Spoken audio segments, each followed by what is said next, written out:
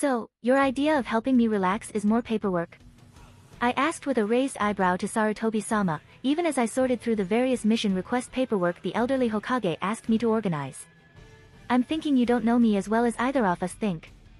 Sarutobi-sama chuckled in response, waving me off. I never said it would be relaxing now, did I? He said with a grin. As I recall, I said it would be a change of pace for you. And you must admit, these are not the same kind of requests and forms you have to deal with as the clan head of the Uchiha, correct? This earned him a glare from me. True, they're even duller, more repetitive and more ridiculous than some of the things my clansmen come away with sometimes. I mean, this request from the Civilian Council for guards, who in their right mind would approve it? They don't need guards, as they're not in command of vital military units. They run the merchants and a few of the public works projects that aren't considered vital. And they do know that we only provide them guards when they leave the village, and not a retinue. Sarutobi nodded in agreement with a sigh. They have been getting rather obstinate lately. I snorted in response. Have they ever not been? The civilian portion of the council, or just the civilian council, did actually exist, which would have delighted a lot of fanfiction writers back in my original world. What would have disappointed them was how little influence the council actually had. As I had pointed out, they were strictly limited in what authority they had, and they had no say in what shinobi did, period.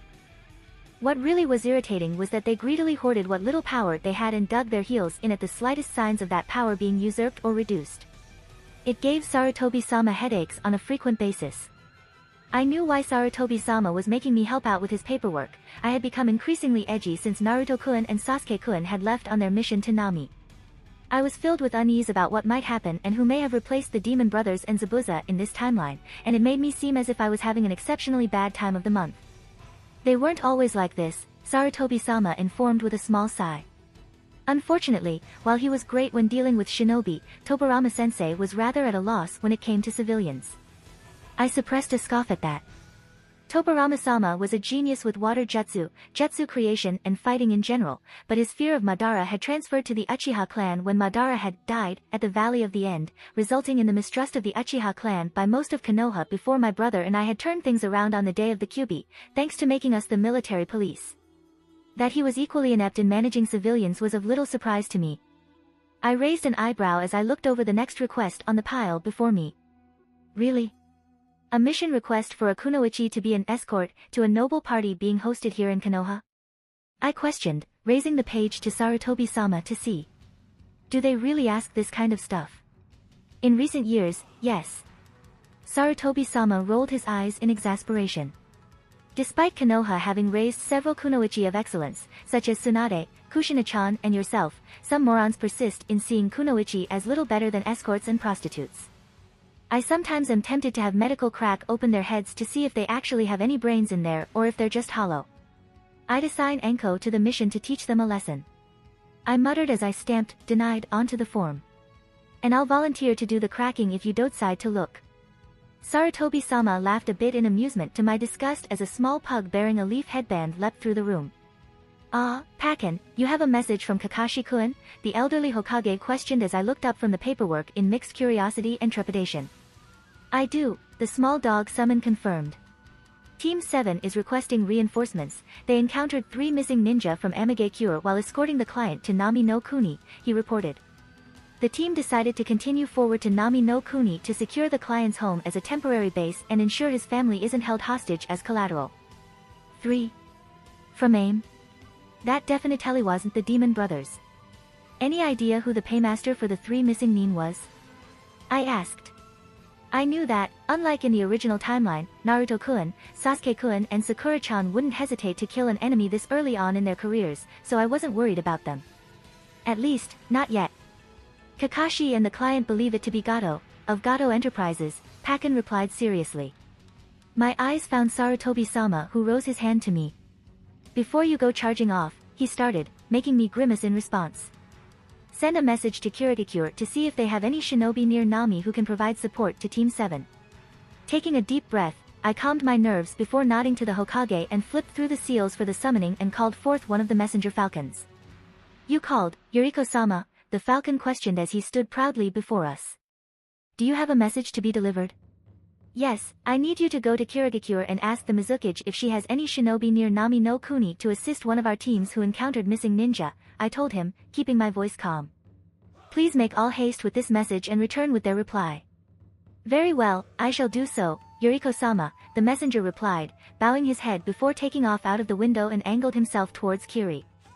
Letting out a gusty sigh, I collapsed back into the chair and tried to soothe my nerves. They will be fine, Yuriko-chan, Sarutobi-sama assured me with a warm smile as I looked to him. You prepared them as best as you could, now is the time for you to step back and let them make their own path. Doesn't make it any easier. I grumbled. Was it like this for you with the Sannin? Of course, I nearly had a heart attack when I learned they were engaging against Hanzo the Salamander, Sarutobi-sama confirmed with a nod. I know it's hard, to separate your heart from your job, but you know as well as I do, it is something we shinobi must do when the situation calls for it, so that we may look at the situation objectively and make the best decision. Taking another breath, I nodded in agreement. Understood, I replied as I set aside my concerns and worries for the time being. Is there anything else we can do for the time being? At the moment, no, Sarutobi-sama shook his head regretfully. This is the hardest part of the job, waiting. I grimaced in response and nodded, turning my gaze back to the paperwork and continued to sort through it in an attempt to get my mind off of my siblings' mission. It didn't work, needless to say.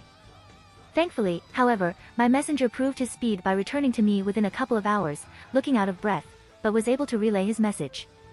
Mizukage-sama sends her regards to the both of you, and says that she has 2 shinobi in Nami no Kuni right now hunting down a former member of the 7 Swordsmen of the Mist. They will provide assistance to your team.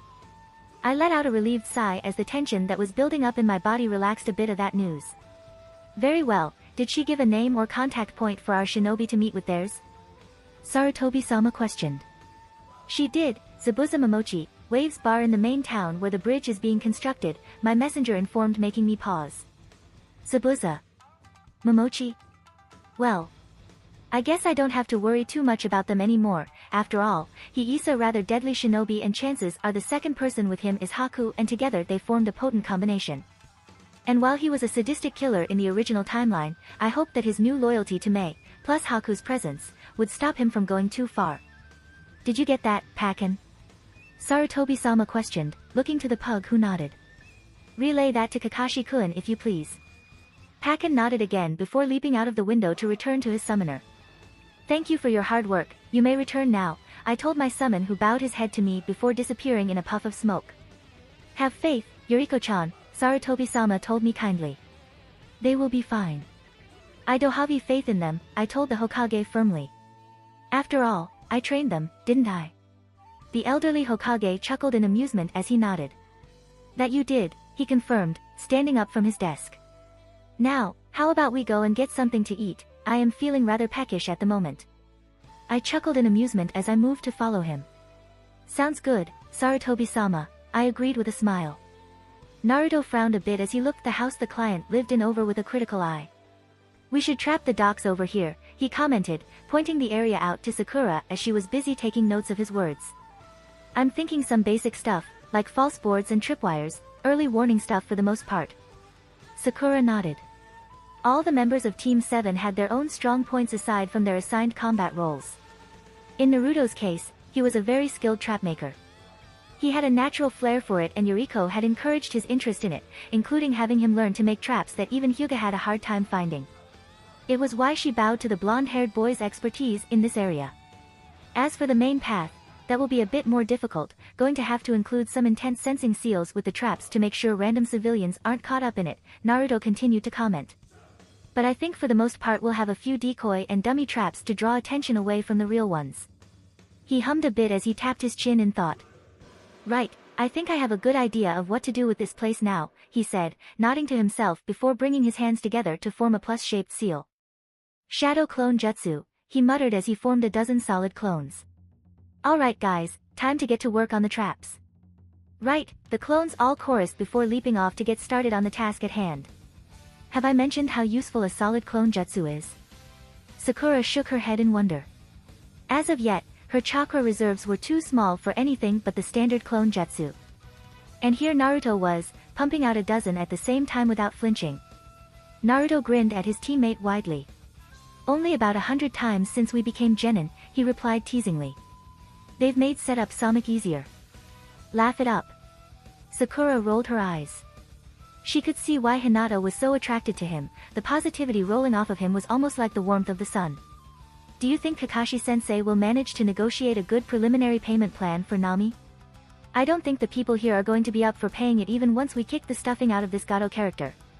Naruto scowled. The state of the bridgeside town was appalling, filthy streets, boarded-up shops, people scuttering and flitting around as if afraid to be seen. It was like some of the stories Yuriko-ne had told him about some places she had visited a short time after the end of the Third Great Shinobi War. Well, it's right between Hai no Kuni and Mizu no Kuni with a highway that goes from Kaze no Kuni up to Kaminari no Kuni and Tsuchi no Kuni, which would make this a prime trading location once the bridge is completed, Naruto pointed out, the lessons on global politics from Yuriko sticking in his head. Only reason it hasn't been so far is because of the fact that right now, you need to use a boat to get onto the island. Sakura blinked as she looked at Naruto, who shrugged. Nechan's been shoving world stuff down my throat ever since I decided I wanted to be the Hokage, he admitted. Something about needing to understand the global politics if I wanted to be the Hokage so I don't piss off some daimyo or something. Sakura suppressed a giggle in response as he scrunched up his face in a pout. Sorry, it's just, the image of Yuriko-sensei forcing you to study politics, she managed to get out with a giggle. This earned her a deeper pout. Naruto, Sakura. Sasuke walked over as he called out to them. Sensei's calling. Really? Naruto blinked as he looked away from Sakura with a tilt of his head. What's going on? Our reinforcements arrived, Sasuke announced with a shrug. A pair of shinobi from Kirigakure, one of them is a pretty big name too, Zabuza Momochi. Wait, the demon of the bloody mist? Sakura questioned nervously. He's on our side, right? Apparently, Sasuke confirmed with a nod. The Hokage reached out to the Mizukage who had already had Zabuza and his partner out here searching for a missing ninja. Really? Sakura questioned with a frown as she contemplated the information. But, isn't Zabuza supposed to be a member of the Seven Swordsmen? Why would they send a member of them after a single missing ninja? I remember Nechan telling me about the Seven Swordsmen. Naruto frowned. She had to kill a few of them when they got pissy at her for being a famous swordswoman or something. Hope this guy isn't gonna be pissy too. Considering the fact that she killed several of their members, I don't think it'll be an issue, Sasuke pointed out as they walked up the path to Tazuna's house, avoiding the placed traps. Kirigakure ninja are bloodthirsty at the best of times and respect strength of arms, especially that of the blade. Nechan proved she was better than over half of the last generation of the Seven, so that'll hopefully help. Not to mention she killed the Yondaime Mizukage, Sakura pointed out. If I remember correctly, didn't Zabuza attempt to assassinate him before going rogue? But wasn't that a badass ninjutsu battle? The blonde boy blinked in confusion. It doesn't matter how the mad Kage died, idiot, the last mainline Uchiha rolled his eyes. She killed someone he couldn't, so Nechan'll get his respect. But that's Yuriko, sensei, Sakura pointed out. Not us. I don't see why you two are so worried about it, Naruto commented as he linked his hands behind his head. He's an ally, right? Then we just need to respect his strength, after all, he was listed as an A rank when he was a missing ninja himself. Sasuke and Sakura shared a look with each other before sighing. I guess we are overthinking this, Sakura said with a sigh as they reached the front door of the home. We're back. Ah. Welcome, the client's daughter, Tsunami called out from where she was preparing some tea, nervously glancing over to the sitting area where their sensei was sitting with two other shinobi. Welcome back you three, Kakashi called out lazily, although surprisingly he didn't have his Ika in hand. These two are our reinforcements, Zabuza Momochi and Haku, and these are my genin, Naruto Uzumaki, Sasuke Uchiha and Sakura Haruno. The pair sitting across from him turned their gaze to them, the man wearing a Kirigakure flak jacket with a pair of pants and bandages wrapped around his lower face, a downright massive sword leaning against the couch next to him. Beside him sat a rather effeminate-looking individual wearing a blue kimono-like robe that hid their figure from inspection along with a Kiri Hunter ninja mask strapped to their waist. The brats of the bloody scalpel don't look all that impressive, Zabuza announced in a deep baritone as his eyes narrowed at them. Neither did Yuriko-san when she earned the moniker of Bloody Scalpel, Kakashi pointed out cheerfully, getting a dirty look from Zabuza. Trust me, they are genin only in experience. In terms of skill, they are mid-chunin at least. They're also freshly blooded. So they've already shed blood? Good, they don't look like they're simpering about it either, Zabuza grunted as he leaned back into the couch. Damn genin these days are usually a bunch of greenhorns still reeking of mother's milk. Nice to see you actually brought some possibly useful subordinates. Of course, I wouldn't have let them continue with this mission if I didn't think they were capable of at least holding their own, Kakashi informed with an eye smile. Zabuza nodded in response. Alright then, he announced. From the information we've gathered, I think we have a mutual goal anyways, he said rolling his neck. We believe that one of the missing ninja who stole some of Kiri's 7 swords was hired by Gato as a bodyguard or perhaps an assassin. That made the genin sit up and take notice. Anyone who had managed to get their hands on any of the 7 swords of the mist was not someone to be taken lightly. Which, considering the recent attempted assassination of our client, makes sense, Kakashi agreed, not looking fazed by the information. Although the ninja that attempted were all Amigakure missing ninja. Zabuza nodded. Matches our information, he grunted. Apparently the thief, Raiga, killed the former boss of those ninja and threatened the others into working for him or else. Did it in the middle of the village too. He only has a bare idea how to use the Kiba swords though, the last wielder could have killed the guy in less time than it takes an Akimichi to eat a bowl of peanuts. Kakashi snorted in response. We speculated that the blades act as a type of focusing agent for lighting ninjutsu, he commented with a raised eyebrow. Is that true? Close enough, Zabuza shrugged in response. He has about 2 more shinobi under his command if our intel is correct. So, should we have our subordinates team up to take the 2 on while we deal with Raiga? Kakashi suggested. Haku could deal with the pair of them by himself, the Kirinin snorted, a note of pride in his voice. I suppose your kids could tag along to watch how a Kiri hunter nin does their job. Haku smiled lightly at the genin. I look forward to working with you, he announced in a kind voice as he stood up and walked towards them. Ah, same, Naruto blinked at being addressed before the manners that Yuriko kicked into him reared their head, as he reached out to shake Haku's hand. If you don't mind me asking, what are your abilities? I'm mostly specialized in Fuinjutsu and Ninjutsu, Sasuke mostly focuses on Taijutsu and Ninjutsu and Sakura-chan is training to be an Irionin. Oh. It's good to have a proper Irionin on hand, even if it's one in training, doubly so since Uchiha-sama is your teacher, Haku replied, smiling at Sakura who blushed a bit from the attention. I have some training in Iriojutsu, but only basic first aid. For the most part one use my Kekkei Genkai of ice release combined with Shuriken Jutsu to deal with my opponents from afar. Naruto nodded in understanding as he closed his eyes, considering the information, tapping his foot lightly. I think, the best option will be for you and Sakura-chan to work together, he said after several moments of contemplation. Sakura-chan is decent when it comes to close quarters combat and would be able to help you out if anyone gets close to you. Me and Sasuke have been training together, well, forever, really, so we know how we fight. Zabuza snorted again. Haku's at least Haichunin himself. His taijutsu may not be his primary strength, but it's still enough to handle any punk that Raiga has licking his boots. Having someone to watch my back is not a bad thing to have, Zabuza-sama, the effeminate boy countered in a soft voice. Zabuza grunted in response as he turned away from them to talk with Kakashi.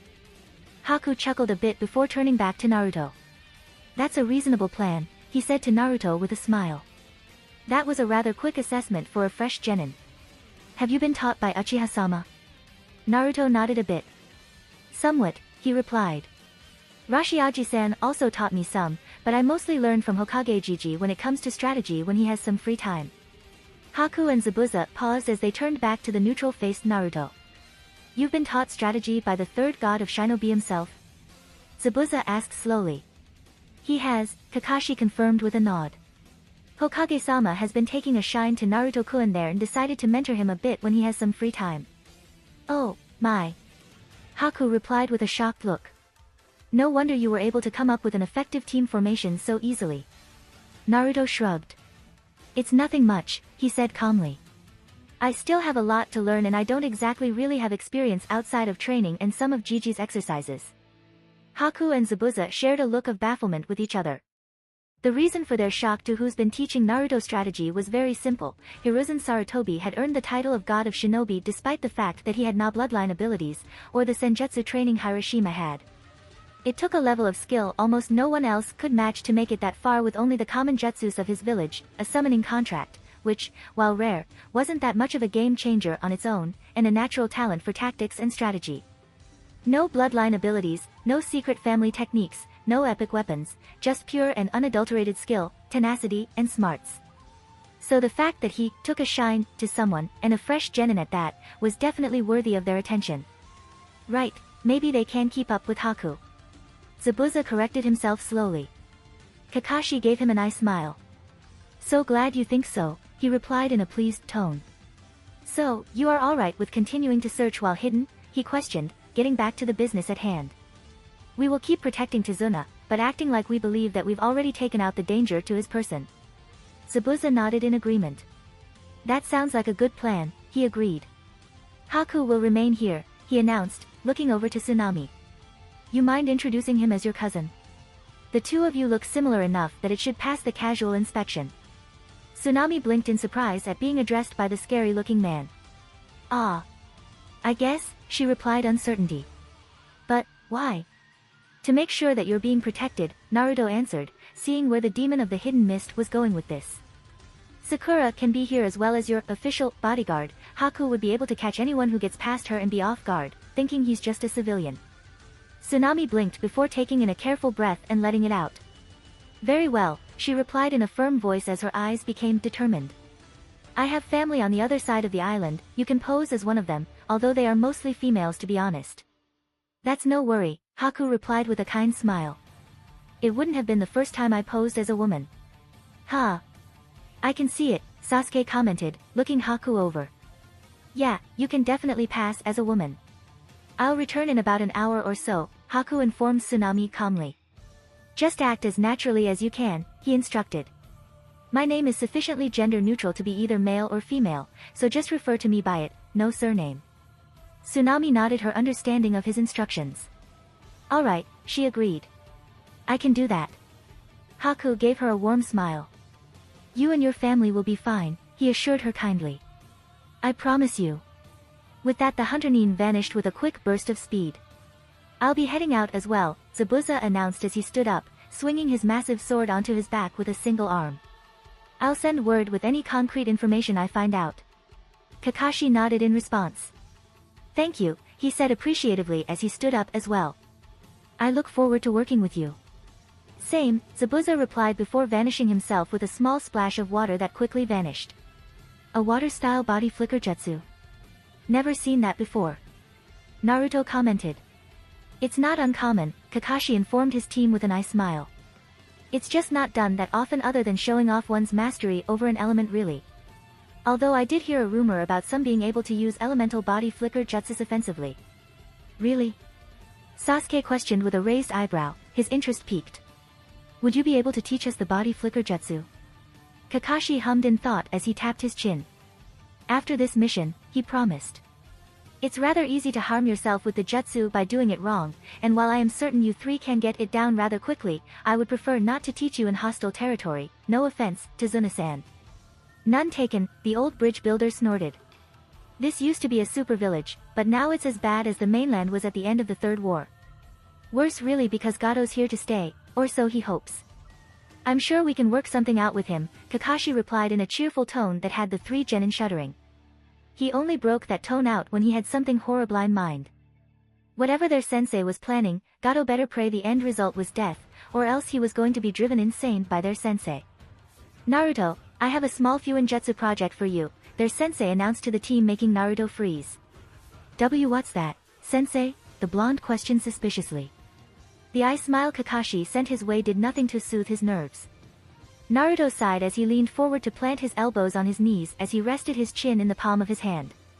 Man, this is so boring, he groaned out to Sasuke who was sitting on some of the construction equipment next to him. We already killed the ninja, what else is there for us to do? Sasuke rolled his eyes. Dope. This was a show purely for the benefit of any ninja that Gato had hired who might be watching, but Sasuke really wished that didn't mean he had to listen to Naruto whine.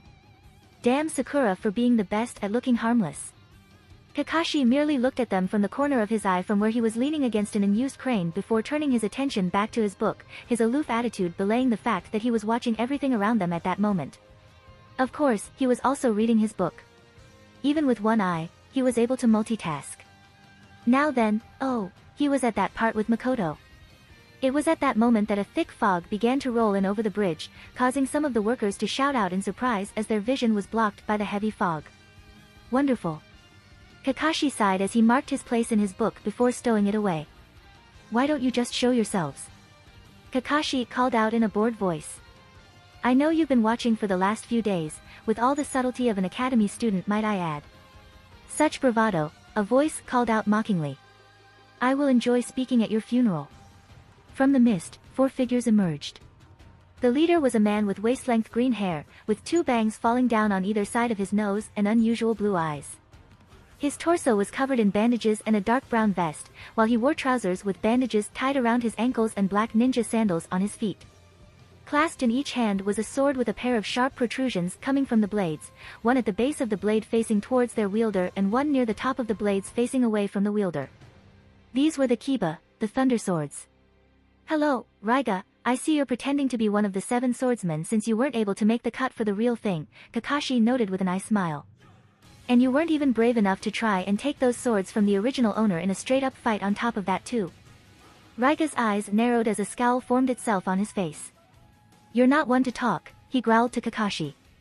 I know how your eye works, Sharingan Kakashi, and in this mist it'll be useless. Kakashi chuckled a bit as he raised his headband to show off his Sharingan eye. Are you sure you want to test that? He questioned humorously. After all, look at your track record against Konoha Shinobi, you barely survived against Dai-san, and you ran like a coward from Yuriko-san. So why don't you exercise your true talent and run away, That bitch'll get hers, the faux swordsman growled. Shura, Manju, Toki, you deal with the genin and the bridge builder. I'll handle Kakashi. On it, boss, the one who was likely Shura replied with a hint of resentment in his voice.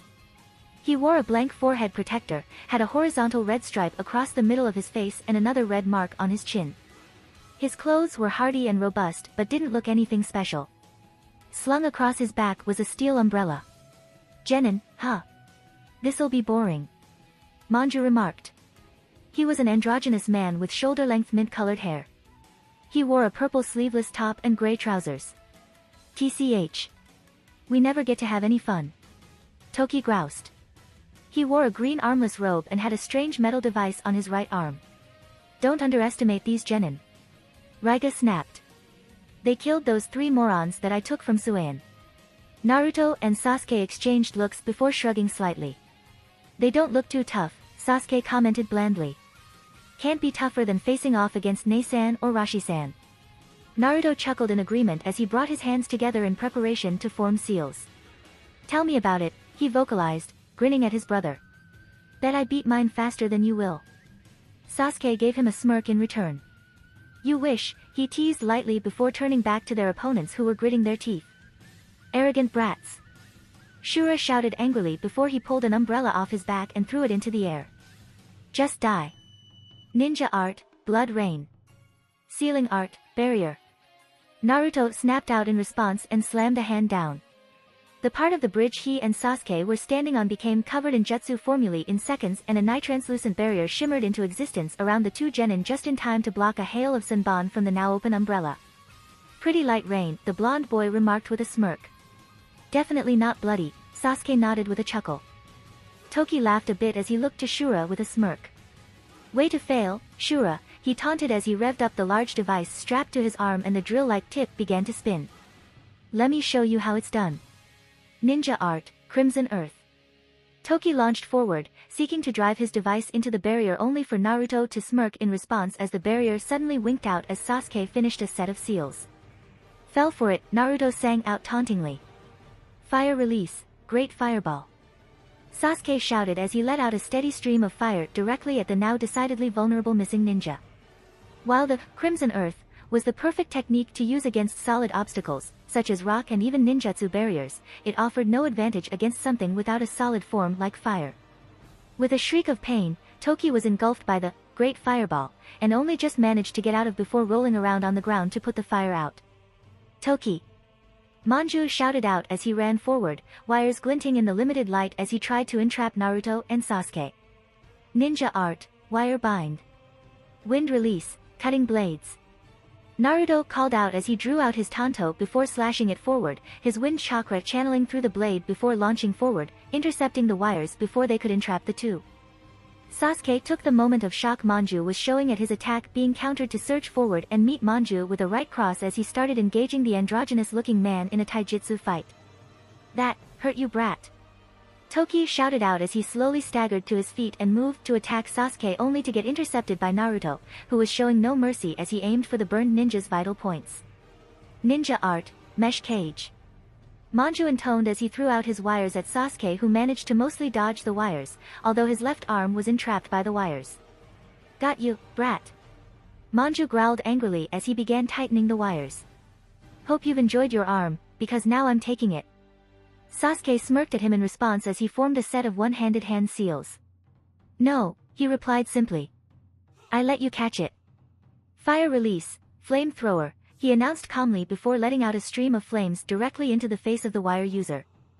"Manju." Shura called out with wide eyes as the missing ninja slumped over, his head burnt to a crisp in response to the flames. "You bastard." Shura. Toki called out fearfully as he desperately tried to make some distance from Naruto, who wasn't letting up on him. The arm carrying his drill was useless from a particularly deep cut to that arm that was now hanging limply. "Help dash!" His cry was cut off as Naruto slipped his tanto deeply into the man's chest, spearing his heart before channeling his wind nature chakra into the tanto, completely shredding his heart, lungs and a portion of his stomach. What the hell are these brats?" Shura questioned with wide, fearful eyes as he backed away from the pair as they approached him. "And no way you are genin." "We are," Naruto informed calmly as he got into a stance next to Sasuke. "We're just better trained than most genin." Shura growled in response as he grabbed his umbrella once again. "Just die," he shouted as he pointed the tip towards them before a stream of flames shot out towards them, making the two dart to the side in an attempt to get out of the way before charging at Shura from different sides. "Yuria," the missing ninja shouted as he pulled back on the handle of his umbrella to pull out a sword to slash at Sasuke with while he shot wires out from the umbrella to try and trip Naruto up as he approached from the side. A clang sounded as Sasuke quickly drew out his chikudo to counter Shura's sword, a smirk on his face as flames began to cover the blade. "Not going to be that easy," Sasuke taunted a bit as Naruto dodged around the wires. Shura growled as he swung the umbrella at the nimble blonde only for the wind-coated tanto to slash out and cut the umbrella in half as Sasuke pushed forward against Shura's sword. His burning blade melting Shura's before it snapped completely in half. "Wow, talk about poor craftsmanship," Naruto commented with a chuckle. "Considering Yuriko-ne only accepts the best quality workmanship from the best blacksmiths, I think we're pretty spoiled with our weapons," the Uchiha mused as he buried his sword in Shura's body up to the hilt. Shura gasped as his eyes widened in shock, looking down at where the blade was buried into him before he slumped over. Naruto sighed as he looked over to where a heavy fog had settled in around Kakashi and Raiga. "Guess we're waiting for them now," he said as he sat down on a stack of I-beams. Sasuke shrugged. "So? I killed more than you did, what do I get?" he asked his brother with a wide grin. Fuck you," Naruto replied easily, raising his middle finger in Sasuke's direction, causing the Uchiha to laugh in response.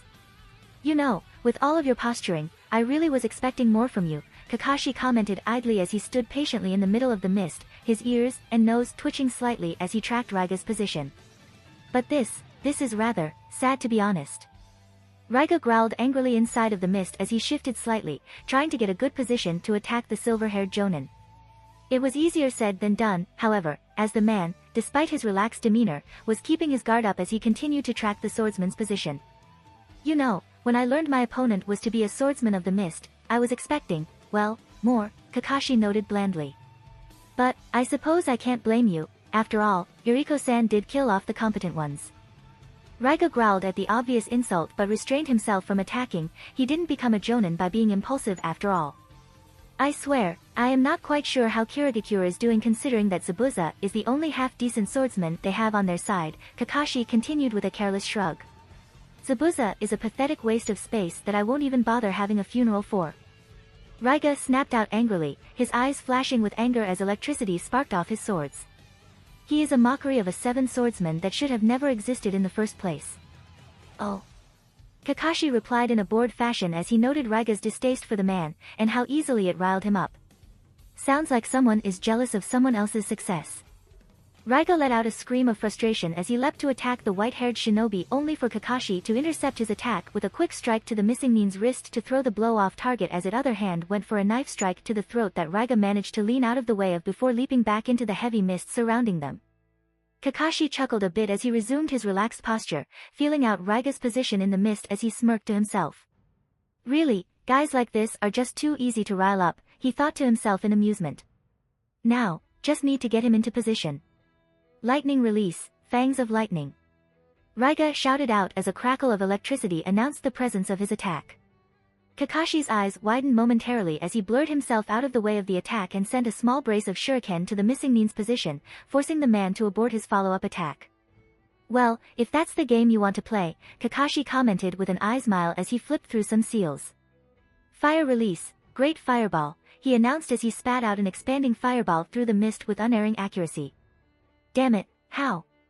Raiga cursed as he tried to figure out how Kakashi knew where he was in the mist. While he was not the most proficient with it, he was still using the hiding in the mist technique. How am I finding you? Kakashi finished for him as his form began to meld into the mist, his voice echoing out. How many times has Kirigakure used this against us in the wars? Do you really think that Konoha wouldn't have made a few counters for it? Please. Raiga let out a strangled gasp as his instinct flared at him, forcing him to leap out of the way, just in time to avoid getting a kunai implanted into his spine.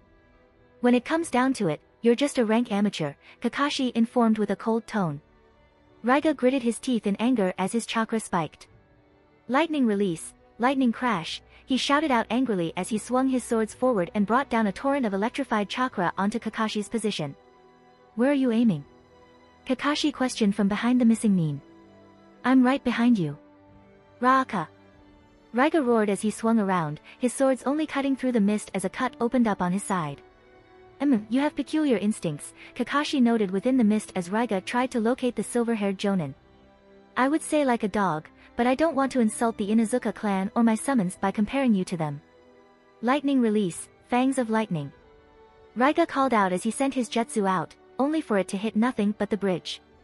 A swing and a miss, Kakashi noted in a bored tone, his voice coming from behind Raiga as he swung around again, only to hit nothing as another cut opened on his body. I guess I would compare your instincts to a cornered rat, dangerous, but ineffective. I'll show you who the rat is. Raiga roared as his chakra flared. Lightning release, lightning strike armor, he announced as a bolt of lightning shot down from the sky directly onto Raiga, covering his body in electricity. With this, you can't even touch me. Oh. Kakashi noted, his tone slightly interested. Care to test that theory? The man questioned as the deafening sound of 1,000 chirping birds filled the air, the mist parting just enough for Raiga to see the silver-haired jonin gathering lightning-natured chakra into his hand as the sound began to shift to that of thunder. Go ahead and try to stop me, Raiga, I have seen your future, and only death awaits you. Raiga roared in challenge as his chakra surged again. I will cremate you before I bury you, he shouted angrily as he raised his swords up to begin surging chakra into them. Lightning release, lightning dragon tornado, he announced as he launched his finishing move against Kakashi, who surged forward, his hand digging into the ground as the chakra tore up the bridge. Raikiri, it wasn't a shout, it wasn't a declaration, it was the simple statement of a foregone conclusion as the enhanced Chidori live up to its name and cut straight through Raiga's technique with ease, the missing ninja unable to move from his shock as Kakashi broke through, his Sharingan spinning as his hand began to stretch out for him. Die. Kakashi's words, to Raiga, were like a divine proclamation handed down from the kami as he couldn't move out of the way of Kakashi's outstretched hand before it stabbed clean through his chest, gouging out his heart as he slumped forward. Damn it. He managed to choke out as the strength left his body before Kakashi ripped his hand from Raiga's chest and allowed the man to drop to the bridge. The silver-haired jonin panted lightly as he pulled his Hitaiate down to cover his Sharingan once again. Using Raikiri in conjunction with his Sharingan was always draining, to the point that he was very certain he'd almost tapped out his chakra reserves with that. He'd played with the idiot too much. Well damn, I had heard rumors about you cutting a lightning bolt before, but I didn't think that was actually real, a new voice commented as Zabuza walked out of the dissipating mist, eyeing Kakashi warily. To cut through both that attack and his defense with a single strike. I thought the only one who could have done that was Kisame. Kakashi chuckled slightly as he played off his light exhaustion. I can't allow Yuriko-san to be the only name from Konoha that people recognize, he informed in a light-hearted manner. I take it your part is done. Zabuza snorted in response.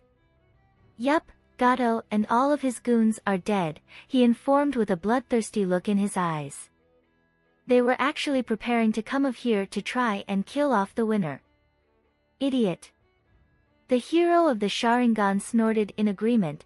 Even in his tired state he could have worked his way through Gato's little army by himself, let alone with the relatively fresh Naruto and Sasuke as backup. You know, I'm glad I'm alive and everything, and you all did a super job of protecting me and the village, but now my workload has tripled with trying to fix the damage you did to the bridge. Tizuna cried out from the sidelines as he looked at the damage that was done. Kakashi blinked before looking at the bridge for a moment before looking back to Tizuna and pointing at the dead Raiga. He's the one who did the majority of it, he countered in a deadpan, judiciously ignoring the fact that his Raikiri cut through 2 of the support beams during his charge. Zabuza couldn't help but laugh as Kakashi defended himself from Tizuna's accusations of destroying his bridge. Before moving over to Raiga and picked up the Kiba blades and placed them into a ceiling scroll along with Raiga. Just another day in the life of a shinobi, and just another job that was finished. If you like this content, don't forget to like and subscribe. See you later, bye bye.